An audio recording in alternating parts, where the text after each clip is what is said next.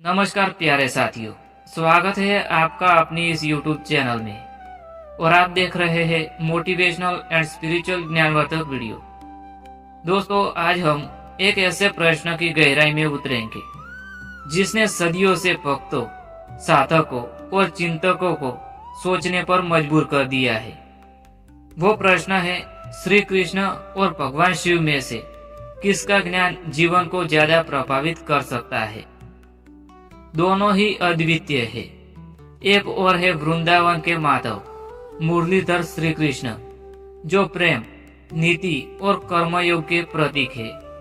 दूसरी ओर है महाकाल भगवान शिव, जो वैराग्य, ध्यान और त्याग के आदर्श है। एक और है गीता का युद्ध भूमि में गूंजता संदेश, कर्म करते रहो, और दूसरी ओर है कैलाश पर गूंजता मौन, अहंकार छोड़ो, शांति पाओ। आज हम इस अद्भुत यात्रा में दोनों की शिक्षाओं को समझेंगे, उनके जीवन के उदाहरण देखेंगे और फिर खुद तय करेंगे हमारे जीवन में किसका ज्ञान गहरा असर डाल सकता है, या शायद यह पाएंगे कि असली शक्ति दोनों को अपनाने में है। दोस्तों, हम पहले भाग में बात करते हैं भगवान श्री कृष्ण की। श्री कृष्ण का ज्ञान, जीवन का कर्मयोगी दृष्टिकोण। जब हम श्री कृष्ण की बात करते हैं तो हमें सबसे पहले भगवत गीता की याद आती है। कुरुक्षेत्र की रणभूमि में जब अर्जुन मोह और भ्रम में डूब गए, तब श्री कृष्ण ने जो उपदेश दिए वो सिर्फ अर्जुन के लिए नहीं थे, वो पूरे मानव समाज के लिए अनमोल मार्गदर्शन थे। भगवान श्री कृष्ण की पहली मुख्य शिक्षा है कर्म पर अधिकार, फल पर नहीं। गीता का सबसे प्रसिद्ध श्लोक कर्मण्येवाधिकारस्ते मा फलेषु कदाचन, अर्थात तुम्हारा अधिकार सिर्फ कर्म करने में है, परिणाम में नहीं। आज की जिंदगी में यह शिक्षा बेहद जरूरी है। हम हर काम का परिणाम पहले सोचते हैं, अगर मैं यह करूं तो फायदा होगा या नहीं। पर कृष्ण कहना चाहते हैं, पहले कर्म करो, निष्ठा से करो, परिणाम की चिंता छोड़ो। आज के समय में मान लीजिए आप एक नया बिजनेस शुरू कर रहे हैं।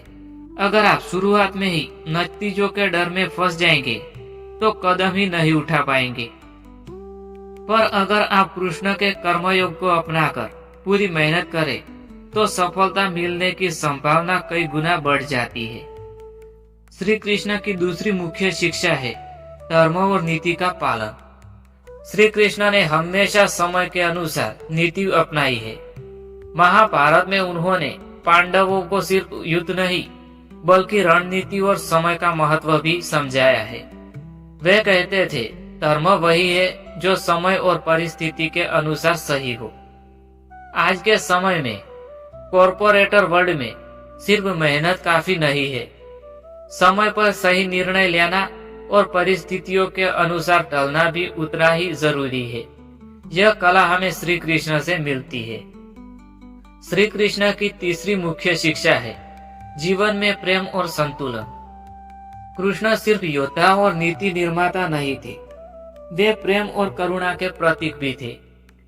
वृंदावन में उनकी बांसुरी से गूंजता राग हमें याद दिलाता है, जीवन में सिर्फ कर्म नहीं बल्कि प्रेम, आनंद और संगीत भी होना चाहिए। दोस्तों, अब हम दूसरे भाग में भगवान शिव का ज्ञान, वैराग्य और आत्मा समर्पण की बात करते हैं। अब आइए चलते हैं हिमालय की ओर, जहाँ बर्फ से ढके कैलाश पर्वत पर ध्यान मग्न बैठे भगवान शिव, जिनके गले में नाग, जटाओं में गंगा और शरीर पर भस्म है। शिव हमें याद दिलाते हैं कि भौतिक चीजें अस्थायी है, आत्मा शाश्वत है। भगवान शिव की पहली मुख्य शिक्षा है वैराग्य का महत्व। शिव संसार में रहकर भी संसार से जुड़े हुए नहीं है।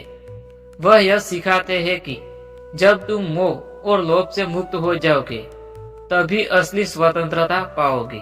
आज के आधुनिक समय में आज हम भौतिक चीजों की दौड़ में भागते भागते थक जाते हैं। नया फोन, बड़ी कार, ऊंचा पद, पर यह सब मिलकर भी मन को शांति नहीं दे पाते हैं। शिव का वैराग्य हमें यह सिखाता है कि खुशी बाहरी चीजों में नहीं है, भीतर की स्थिरता में है। भगवान शिव की दूसरी शिक्षा है ध्यान और आत्म खोज। शिव को योगेश्वर कहा जाता है। उनका गहरा ध्यान हमें सिखाता है कि जीवन की सारी उलझनें तब सुलझ जाती है जब हम रोज कुछ समय खुद से जुड़ने में लगाते हैं। अगर आप रोज 15 मिनट ध्यान करें तो आपका तनाव कम होगा, निर्णय लेने की क्षमता बढ़ेगी और भावनाएं स्थिर हो जाएगी। यह शिव की सबसे बड़ी देन है, भीतर की यात्रा।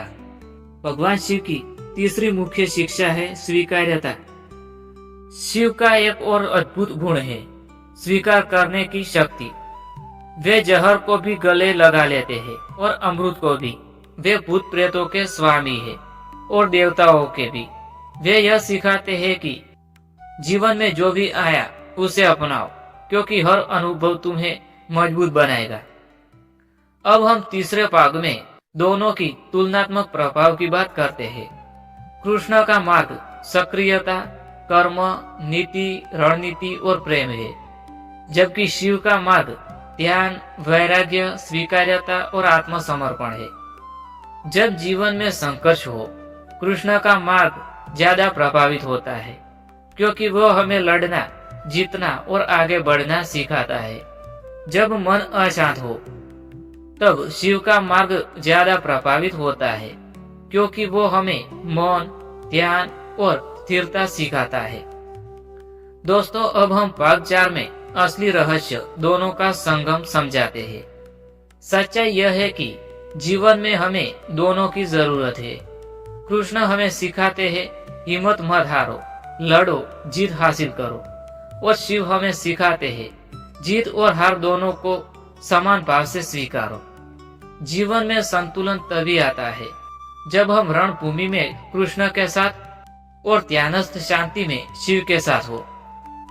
प्यारे साथियों, अगर आप जीवन को सच में जीना चाहते हैं तो यह सवाल छोड़े कि किसका ज्ञान ज्यादा प्रभावशाली है, तो किसका ज्ञान ज्यादा प्रभावशाली है। याद रखिए, कृष्ण आपको दिशा दिखाते हैं, शिव आपको मंजिल तक पहुंचाते हैं।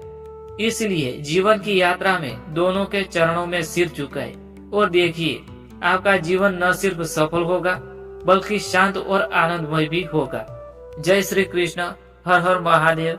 जय मां महाकाली।